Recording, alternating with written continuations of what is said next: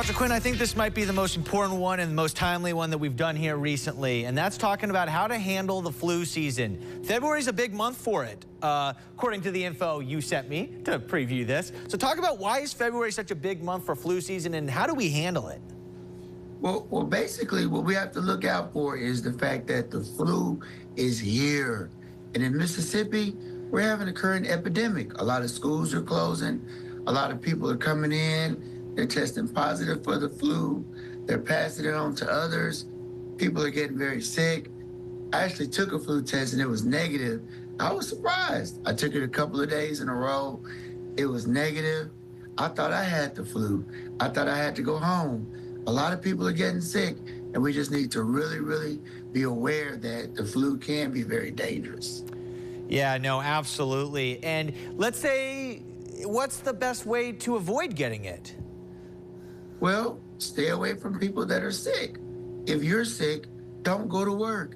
Go visit your medical provider and get tested, because the good news is if you get tested early and you get on the antiviral medication, such as the Tamiflu, it's so much more effective, and you can avoid a lot of sickness and also avoid a higher potential of passing it on to someone else. Is there a sect of our community that is more likely to get it?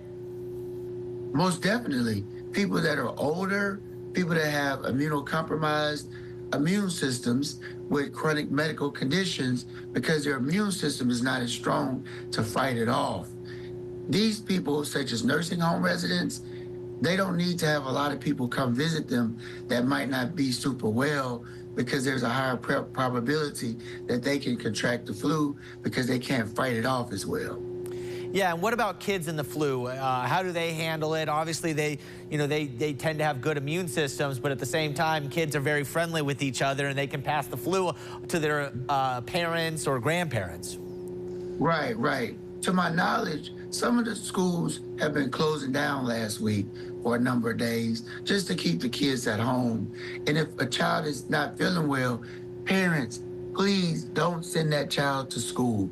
Let that child stay home so that they can, if they do have the flu, take them to get evaluated by their medical doctor and get treated so they won't pass it on to others. So like you said, they won't take it home to mama, grandma, auntie, and people with immunocompromised systems that could get very sick and even lose their life. What are some of the most common symptoms? Well, the thing about the flu is it can be very tricky.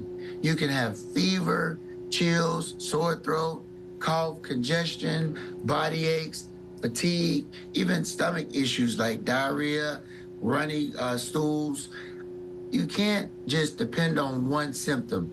If you have any of those symptoms or all of them, go get checked out, because as I said, the earlier the diagnosis, the earlier the treatment, the more effective the treatment can be.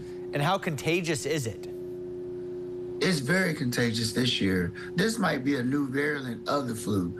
Nobody's announced it yet, but I'm just waiting to hear that there's a new variant of the flu that's more contagious than last year. Does that affect the way that some of the vaccines for the flu kind of work if it's a new variant? Most definitely, because some years the vaccines work better than other years. It's still not too late to get your flu shot if you have not already done so.